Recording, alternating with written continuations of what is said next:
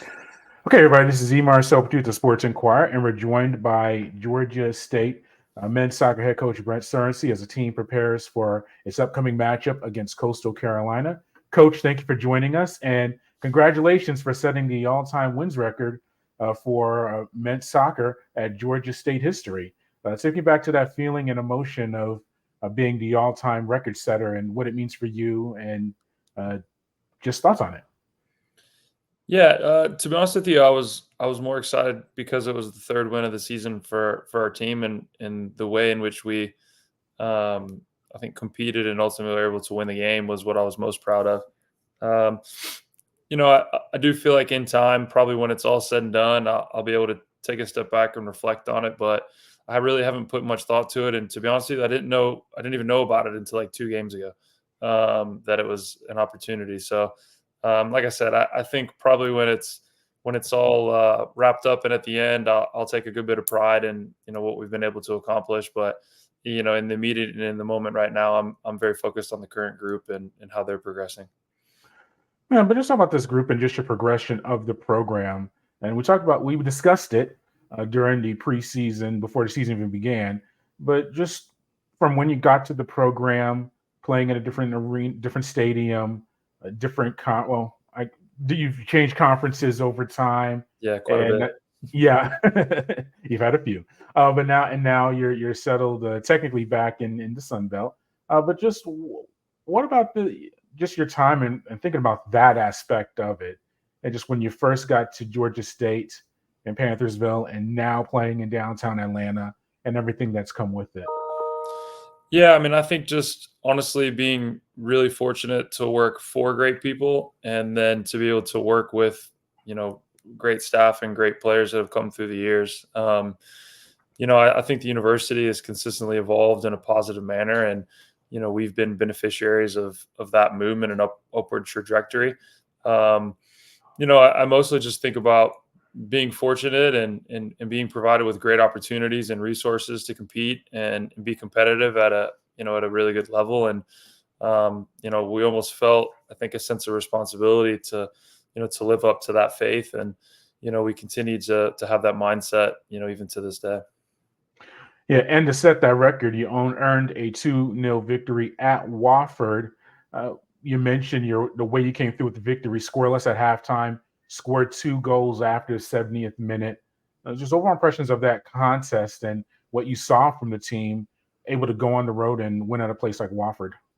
Yeah, it was a different level of focus than I think we've probably seen all year. The guys were really bought into the task at hand, and it was against a good Wofford team who's had a good start to the season, and some tough conditions in the rain and a bit of a saturated field. But yeah, the guys bought into the messaging that I think we wanted to take from an approach, and really went out and executed very well. And when you play good teams like we feel like Wofford is, it's very small, minute details. And um, again, can't say enough about how the guys went about it, how they competed. And it's been a little bit of a slower start to the season than I think we expected. And for them to kind of keep their head down and keep grafting and keep grinding, that they've seen the fruits of that labor, in particular the last 2 games, and culminated with a good win against a good Wofford team this week. Yeah, and then Justin McLean with the 2 goals, both the goals and the victory. You talk about preseason, how it's maybe a scoring by committee as far as finding the scores for the team and goals. What about those 2 goals for him, and maybe that being maybe a start of maybe him becoming a big scorer for you now that you're in conference play? Yeah, that's the hope. I mean, he has more than enough ability to do so, and he was able to get his first goal against Upstate the game before, and he's been confident enough to say, "Hey, once one goes in, I feel like a lot more will come," and he's been true to his word so far. That's 3 goals in 2 games, and I think so much of him as a player. He's so talented, and he's such a good kid as well too. So I love to see him do well and know that he has more in his locker to provide a scoring punch or even just an attacking punch in general for this team. And, it's something that, I think we need and will continue to need moving forward from him. Man, you mentioned a slow start to the preseason, but you've won the last two. You mentioned the Upstate win and now against Wofford. What's been the difference in these last two matches? Obviously, again, the shutout in the last contest. What's been the difference for the Panthers that have led to victories in this good momentum heading into conference play?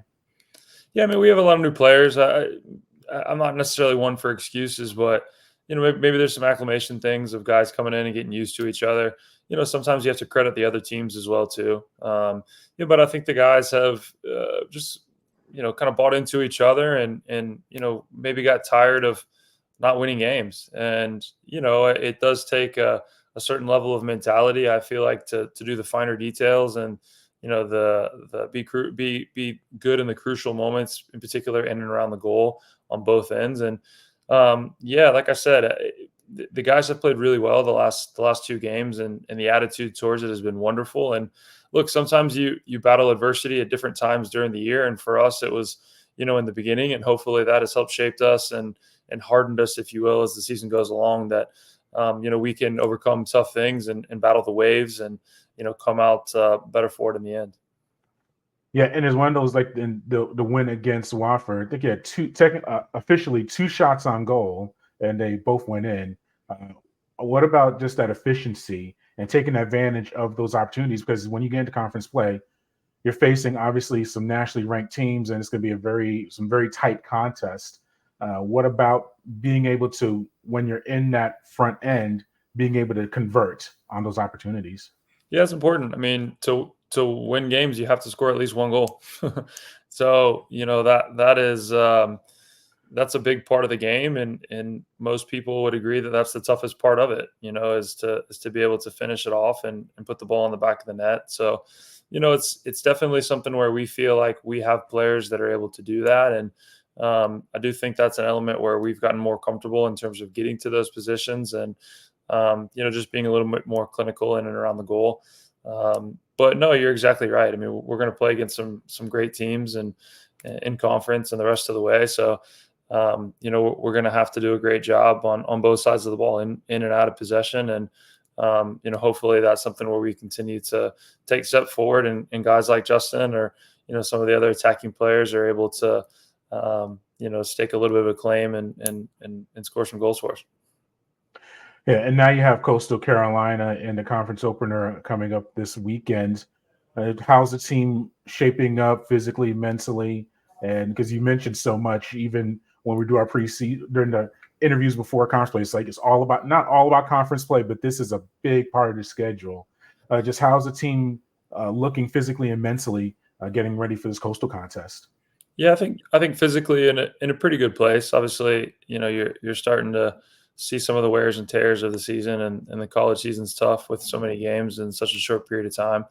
Mentally, I think we're in a good spot, just coming off of winning two games in a row, and hopefully being able to put a good foot forward on Saturday as well. But listen, I think everybody across the country and the Sun Belt is no different. Will preach the same message as you go into your first conference game, is that it's in essence a new season, and people will treat it as such. And a lot of teams sort of look at it and say, hey, if the non-conference part of the season hasn't gone great, it's a way for you to have a rebirth, if you will. And if the season has gone well, it's another reason to put extra focus on the conference games so that you continue a good season. So, I think it's easy to preach the message depending on where you end up on the spectrum, so to speak. But the fact of the matter is Coastal is always a really difficult opponent to play against. We've obviously played them a ton of times throughout the recent years and recent memory, and have the utmost respect for them as a program, and know that they're going to be difficult to play against regardless. And the first conference game of the season will have a little extra emphasis on it, and imagine a little bit more difficulty and angst surrounding it too. All right, Coach. Well, thank you for your time. We greatly appreciate it. And we'll be talking now throughout the conference portion of the schedule. Thank you for your time. Sounds great. Thank you. All right. Okay, everybody. I am back. And yeah, dealing with a little bit of a tech issue. That's why we kind of had to flip. Usually I'm playing my intro video after this to end the show. And but yeah, so that was head coach of Georgia State men's soccer, Brett Surrency, as the team prepares to face Coastal Carolina this upcoming weekend. And as always, to follow everything that we do, go to the mothership, thesportsinquirer.net, premier site for news and notes in the world of sports. You can also go to our social media platforms on Twitter/X, Instagram, and Facebook. Just look us up under E. Marcel Pertut or Etienne Marcel Pertut in the Sports Inquirer. And finally, make sure you like, share, and subscribe to our audio and video hosts, including YouTube, SoundCloud, and Spotify. Thank you for watching and listening to this latest edition of Fighting Peaches. Until next time, good fights, good night, and be safe.